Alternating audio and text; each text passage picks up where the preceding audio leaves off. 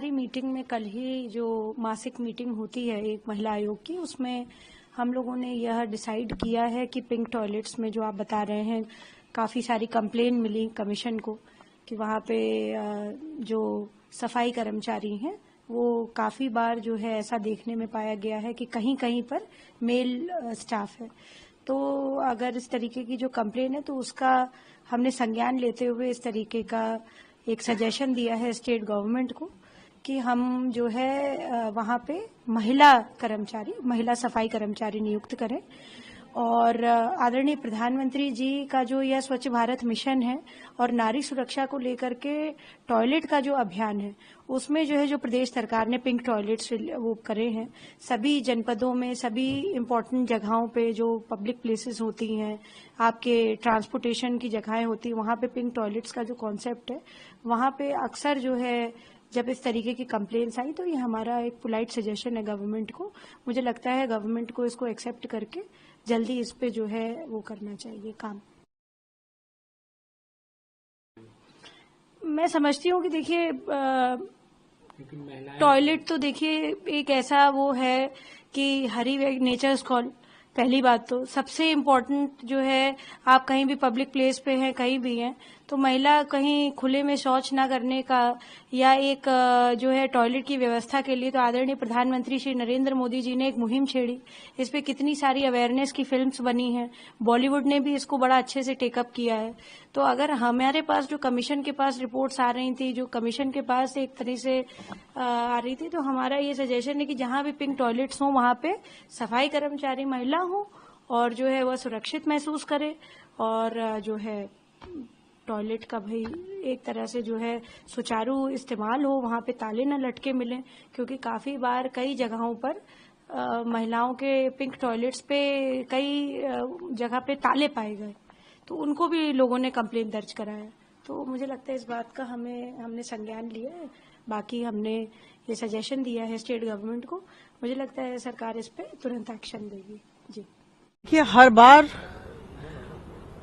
वक्फ amendment bill पर meeting होती है, ज्वाइंट पार्लियामेंट्री कमेटी बैठती है और विपक्ष के नेतागण हंगामा करते हैं, शोर शराबा करते हैं और ये जो 44 संशोधन का प्रस्ताव सरकार ने रखा है इस पर किसी भी तरह की रचनात्मक आलोचना से भागते हैं, तर्क वितर्क में घुसना नहीं चाहते हैं।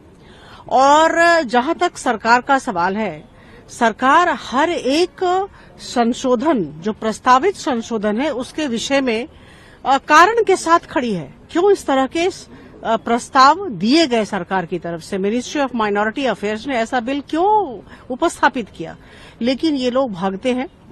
तो पिछली बार जब हंगामा हुआ तो उसके बाद ये लोग वॉकआउट कर गए, एक बार नहीं, दो बार नहीं, 3 बार उन्होंने वॉकआउट किया। उसके बाद हम जैसे लोग जो रूलिंग पार्टी के सदस्य हैं, हम सब जाकर उन्हें बुलाकर लाए, लेकिन उनका बस एक ही मकसद था कि इसका डेट बढ़ाया जाए।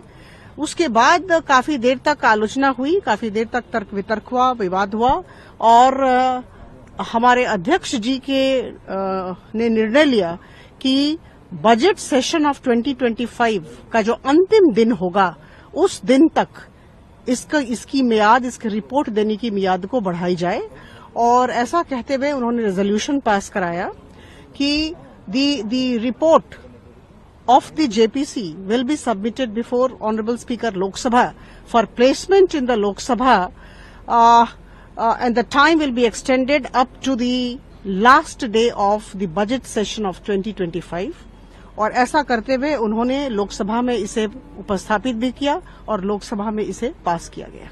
मैम आगे बात करें तो एक पश्चिम विक्षोभ अभी नॉर्थ वेस्ट इंडिया को इफेक्ट करने वाली है आज भी अगर WD का पोजीशन देखते हैं वो 63 डिग्रीज ईस्ट है, धीरे धीरे ईस्टवर्ड आएगी, थोड़ा सा बारिश होने की संभावना है खासकर जम्मू एंड कश्मीर में और मगर प्लेन्स में खास इफेक्ट नहीं रहेगा।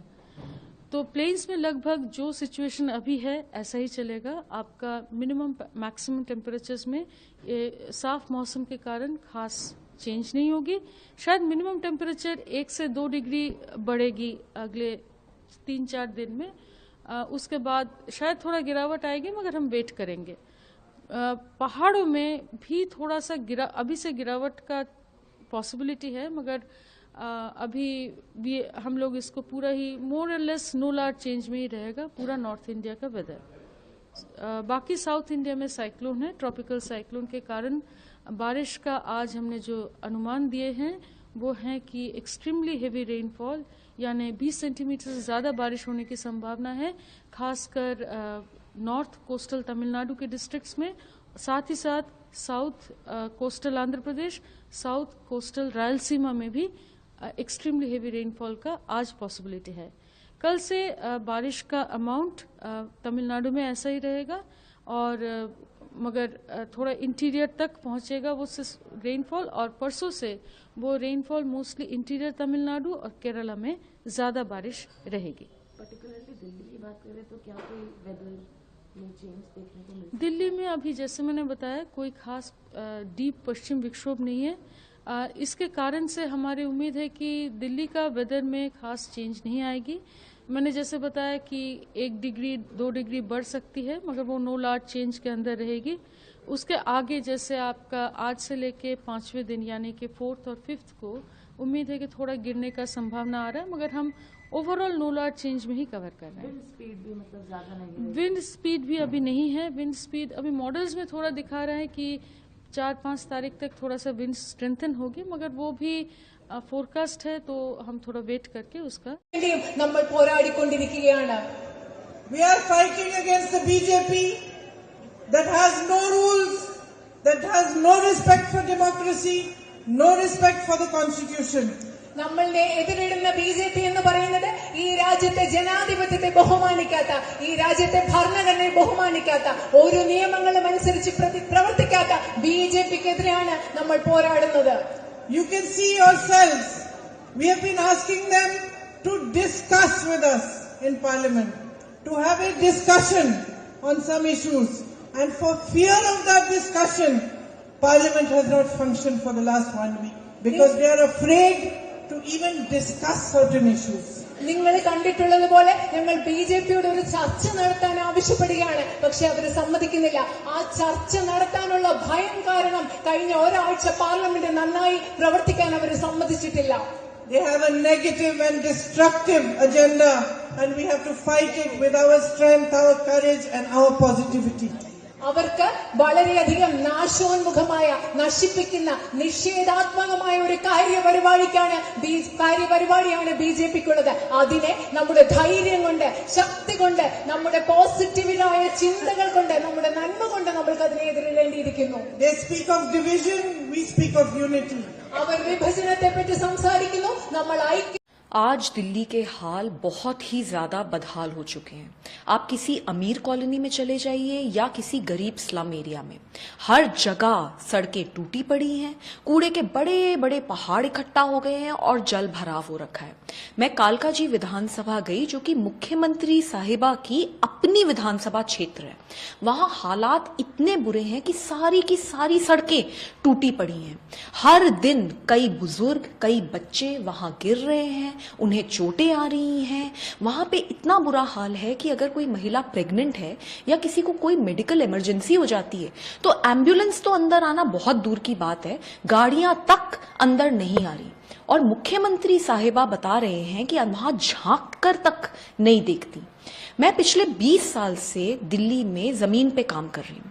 मैंने आज तक ऐसे हाल नहीं देखे कि मुख्यमंत्री की, जो कि एक बहुत लंबे समय तक पीडब्ल्यूडी मिनिस्टर रह चुकी हैं, उनके अपने विधानसभा क्षेत्र का इतना बुरा हाल हो।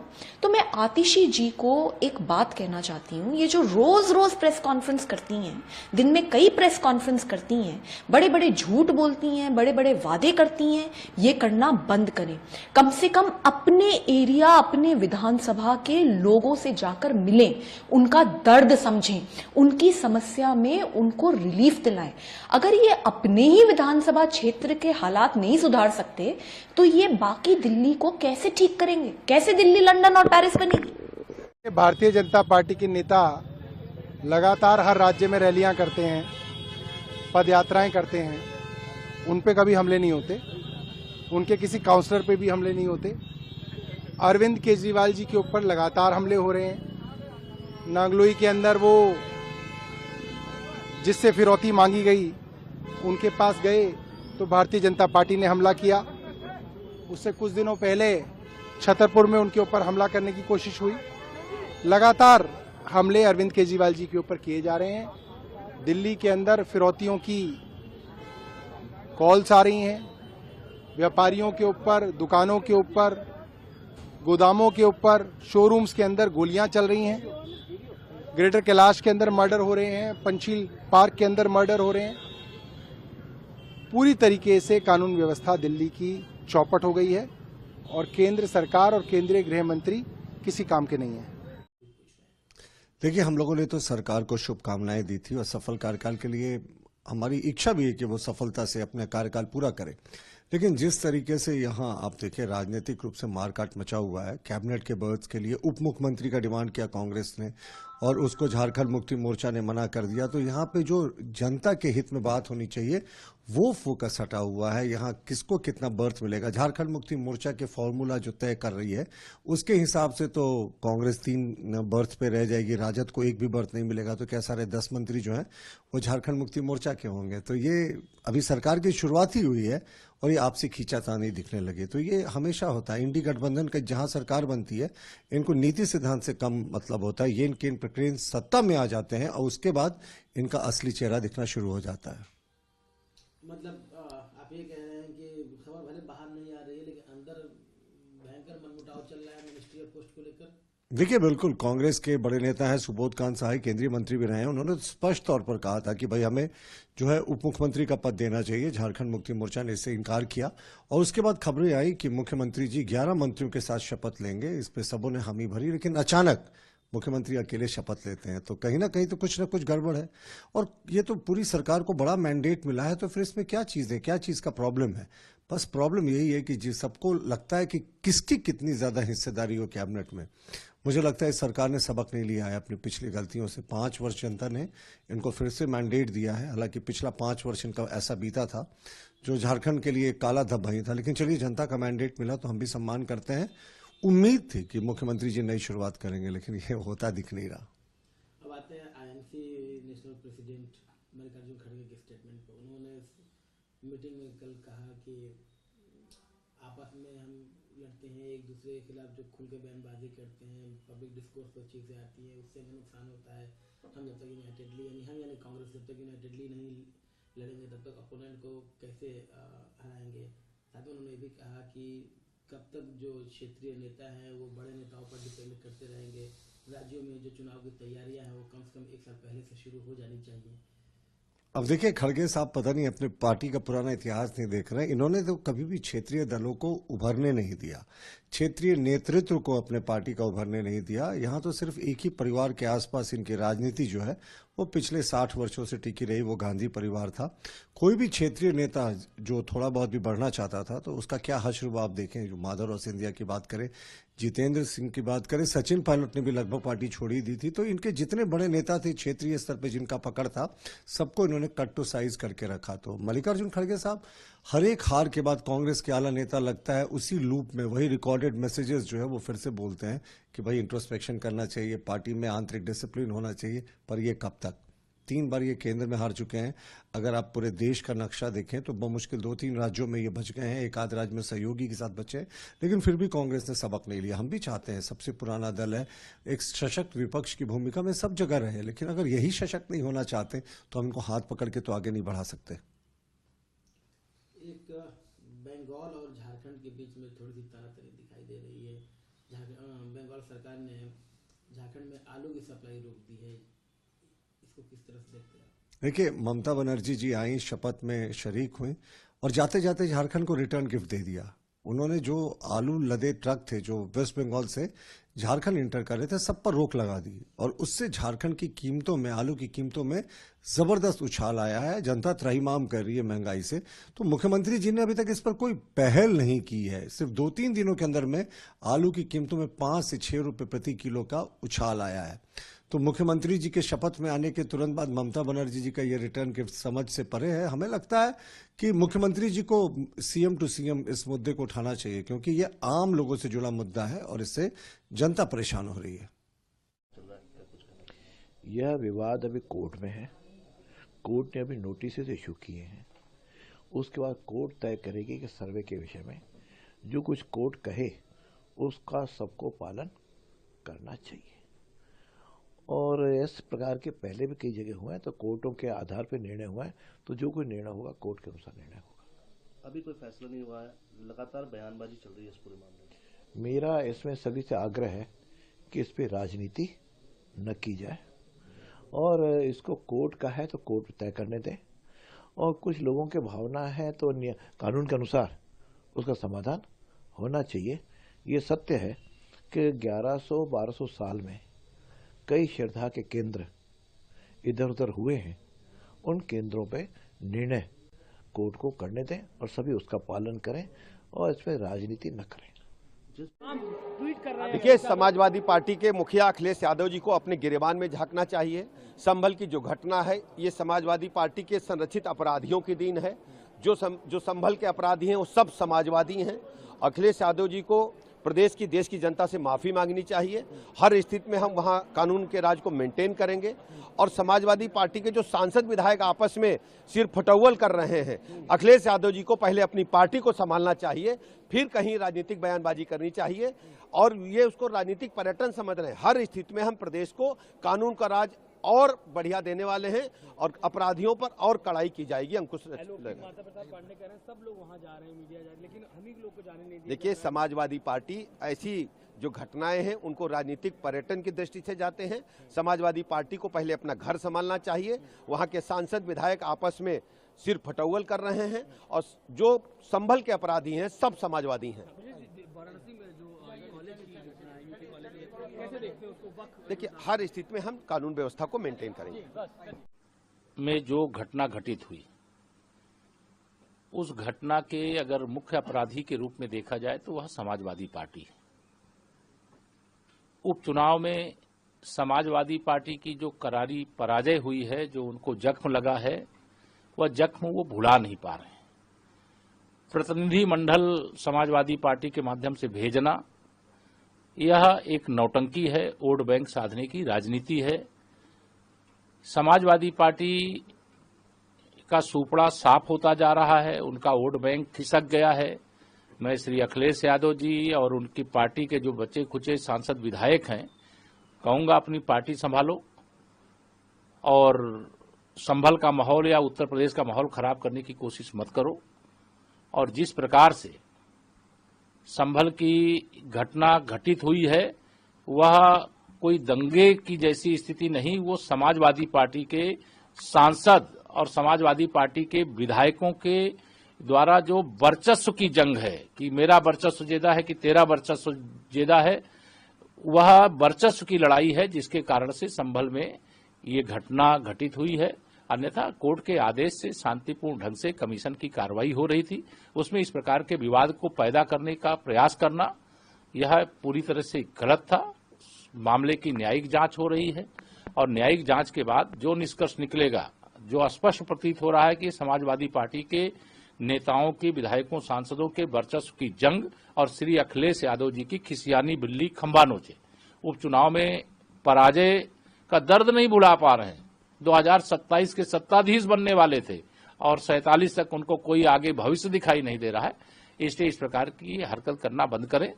और उत्तर प्रदेश दंगा मुक्त प्रदेश है और श्री अखिलेश यादव जी जब मुख्यमंत्री थे तो दंगा युक्त प्रदेश था और प्रदेश में कोई शांति व्यवस्था बिगाड़ने की कोशिश करेगा तो कानून उसके खिलाफ अपना काम करेगा। सर, अखिलेश यादव वहाँ पे जाने नहीं दे रही डेलीगेशन को। वही जो माता प्रसाद पांडे हैं सपा डेलीगेशन, वो धरने पे बैठ गए हैं अपने। देखिए, मैंने कहा ना कि समाजवादी पार्टी खिसियानी बिल्ली खंभा नोचे। कुंदरकी में उनका वोट बैंक खिसक गया। वहां मुस्लिम मतदाताओं ने भी भाजपा के कमल के फूल को वोट दिया। जहां 65% लगभग मुस्लिम मतदाता हो, वहां भाजपा के प्रत्याशी का 1.5 लाख से अधिक वोटों से जीतना, उनको तो लगा उनकी जमीन ही, मतलब यकीन नहीं है लेकिन जमीन नहीं है उनके पास। और ये धरना प्रदर्शन करने से अब जो उनकी असलियत है वो छिप नहीं सकती। डेलीगेशन जो है समाजवादी पार्टी का वो जाने को संभल निकला है, लेकिन जो सीनियर लीडर है माता प्रसाद पांडे समाजवादी पार्टी के, उनको डीएम ने कहा है कि आप नहीं जाइए और उनके घर के पास पुलिस लगाई गई है। कोई डेलीगेशन? देखिए, अत्याचार अन्याय जहां हो रहा है सबको डट के खड़ा रहना चाहिए। हम सब लोगों ने भी पहले से कार्यक्रम घोषित किया था। हम 2 तारीख को वहां जा रहे हैं और पूरा, क्योंकि 1 तारीख तक इन्होंने रोक लगा रखी थी पहले, अब आगे की जानकारी मुझे नहीं है, इसलिए हमने 2 तारीख का ये किया कि उनकी जानकारी जो डिस्ट्रिक्ट एडमिनिस्ट्रेशन ने 1 तारीख तक रोका है, 2 को कांग्रेस का डेलीगेशन हम लोग 9 बजे प्रदेश कांग्रेस कार्यालय से निकलेंगे और निश्चित तौर से हम वहां पर जो अत्याचार अन्याय सरकार के द्वारा, पुलिस के द्वारा जानबूझकर ये कराया गया है, इसकी सारी जानकारी से अवगत होकर अपने राष्ट्रीय नेतृत्व को, अपने नेता खड़गे जी को, राहुल जी को, प्रियंका जी को अवगत कराएंगे। सर, आप आज अयोध्या आए हैं भगवान राम की नगरी में, क्या कहना चाहते हैं? एक तो मेरा कार्यक्रम भी है इधर, कर्नाटक के कोई हमारा कार्यकर्ता एक इधर प्रोजेक्ट ये बना रहे हैं, तो उसके साथ ही साथ अयोध्या के मंदिर का उद्घाटन होने के बाद इधर मैं नहीं आया था, रामलला के दर्शन के लिए मैं आया हूं। और जो कुछ भी समाजवादी पार्टी सब में पॉलिटिक्स करना चाहते हैं, ये हार के बाद महाराष्ट्र में और इधर भी उत्तर प्रदेश में हार के बाद ये सभी चीजों में कम्युनल पॉलिटिक्स करना चाहता है, ये ठीक नहीं। सर, जिस तरीके से संभल मामले में धरने पर बैठ गई है, माता प्रसाद को भी रोक दिया गया है, ये लोग अड़ियल है कि 15 संसदीय टीम जाकर के अखिलेश को नहीं, इनको तो जो समाज में एक शांतिपूर्ण वातावरण रहना है, इसके ये लोग खिलाफ है। सर, ये भारत की तीसरी तिमाही जीडीपी 5.4 पर कमजोर के कारण 18 महीने में निचले स्तर पर आ गई। नहीं, तो उसके बारे में मैंने अभी मीडिया रिपोर्ट देखा हूँ, फाइनेंस मिनिस्ट्री डिटेल में उसका जो भी उत्तर है देगा, लेकिन स्टिल आज भी हम फास्टेस्ट ग्रोइंग इकोनॉमी है दुनिया में। चलो यार। सर, मल्लिकार्जुन हार के लिए समीक्षा कर चुके, आप ये तय नहीं करेंगे कि ये आ क्यों रहा है धमकी, ये क्यों दे रहा है, बार बार है कौन, इसके पीछे क्या कारण है, हमें क्यों मारना चाहता है, कौन है मरवाने वाला? मरवाने वाला भी तो कोई होगा, इसको कौन ढूंढेंगे? मैं गलत हूं या आप सच हैं, या आप गलत हैं या मैं सच हूं? तो ये झूठ और सच की जिम्मेदारी आईबी है, रॉ है, इंटेलिजेंस है। आप मत दीजिए सुरक्षा, सुरक्षा कंगना को दीजिए, संदीप चौधरी को दीजिए, अन्य लोगों को दीजिए, लेकिन आप एक परिवार का दायित्व को तो निभाइएगा, आप जांच तो कीजिएगा, जनता के सामने लाइएगा। तो हम क्या इस देश के नागरिक नहीं हैं? क्या इस देश के कानून और संविधान के लिए खड़े नहीं होते हैं? छोड़ दीजिए एमपी एमएलए 4 बार 5 बार 6 बार, कोई मान्य नहीं रखता, लेकिन एक इंसान तो हूं, क्या इस जिम्मेदारी का भी निर्वहन सरकार नहीं करेगी? क्या जांच भी नहीं करेगी? ये लोग हैं कौन, इसकी भी बात नहीं लाएंगे? सही है या नहीं गलत है, इसकी भी बात नहीं लाएंगे? मैं यही तो चाह रहा हूं, मारिए ना, मुझे उसकी कोई चिंता नहीं। सांसद जी, इसी तरह ये बताएं कि जिला प्रशासन के द्वारा आपको जो सुरक्षा मुहैया कराई गई वो काफी है? भैया आप उनसे पूछिए ना, मैं उनसे पूछ, कोई मतलब ही नहीं है। मैं कैसे बोलूं काफी है सही? ऊपर से नीचे जिसको जेड प्लस, जिसको जेड, जिसको उसके पूछिए। ये जो सरकार के साथ रहेंगे उनके नफरत मदद करेंगे, खोदो इंडिया में मदद करेंगे, जो देश को बांटने में मदद करेंगे, आप उनसे पूछिए। एक जानकारी ये भी कि जो आप झारखंड में people of Wayanad have the habit of giving confidence to people. വയനാട്ടിലെ ജനങ്ങൾക്ക് മറ്റുള്ളവർക്ക് ആത്മവിശ്വാസം കൊടുക്കുക എന്നൊരു സ്വഭാവമുണ്ട്, ശീലമുണ്ട്. I was in Parliament when my sister came for the first time. ഞാൻ എന്റെ അനുജത്തി, എന്റെ സഹോദരി പാർലമെന്റിലേക്ക് വന്ന ദിവസം, ആദ്യമായി വന്ന സമയം ഞാൻ പാർലമെന്റിലുണ്ടായിരുന്നു. And she is your new member of Parliament. എന്റെ സഹോദരി എന്ന് പറയുന്നത് നിങ്ങളുടെ ഇന്ത്യൻ പാർലമെന്റിലെ പുതിയ ജനപ്രതിനിധിയാണ്. And 5 years ago, you elected me as your member of Parliament. 5 വർഷങ്ങൾക്ക് മുമ്പ് നിങ്ങൾ എന്നെ നിങ്ങളുടെ പാർലമെന്റിലെ ജനപ്രതിനിധിയായി തെരഞ്ഞെടുത്തു. And I was thinking, while my sister was taking her oath, that how has she arrived at the point where she's taking her oath? എന്റെ സഹോദരി സത്യപ്രതിജ്ഞ ചെയ്തപ്പോൾ ഞാൻ ആലോചിക്കുകയായിരുന്നു, ഇന്ന് സത്യപ്രതിജ്ഞ ചെയ്യുന്ന ആ തലത്തിലേക്ക് എങ്ങനെയാണ് എന്റെ സഹോദരി എത്തിച്ചേർന്നത്. 5 years ago I also stood and took my oath. 5 വർഷങ്ങൾക്ക് മുമ്പ് ഞാനും അവിടെ നിന്ന് എന്റെ സത്യപ്രതിജ്ഞ ചെയ്തു. Of course, it was an older parliament building, a nicer parliament building. പക്ഷേ അന്നത്തേതെന്ന് പറയുന്നത് പഴയ പാർലമെന്റ് കെട്ടിടമായിരുന്നു, കുറച്ചുകൂടെ നല്ല parliament കെട്ടിടമായിരുന്നു അന്നത്തേത്. But we both took our oath and said the same thing. പക്ഷെ ഞങ്ങൾ രണ്ടുപേരും ഞങ്ങളുടെ സത്യപ്രതിജ്ഞ ചെയ്തു. ഒരേ കാര്യമാണ് ഞങ്ങൾ രണ്ടുപേരും സത്യപ്രതിജ്ഞ ചെയ്തപ്പോൾ പറഞ്ഞത്. And so I was thinking, how did my sister arrive at that point? And I realized that it was a feeling inside the heart of the people of Wayanad that made her arrive there. ഞാൻ ആലോചിക്കുകയായിരുന്നു എന്റെ സഹോദരി അവിടെ എത്തിച്ചേർന്നത് എന്താണ്. അപ്പൊ ഞാൻ ചിന്തിക്കുകയായിരുന്നു, എനിക്ക് മനസ്സിലായി വയനാട്ടിലെ ജനങ്ങളുടെ ഹൃദയത്തിലുള്ള ഒരു തോന്നലാണ്, വികാരമാണ് എന്റെ സഹോദരി അവിടെ എത്തിച്ചതെന്ന്. She won by over 4 lakh votes. 4 ലക്ഷത്തിലധികം ഭൂരിപക്ഷത്തിൽ കൂടി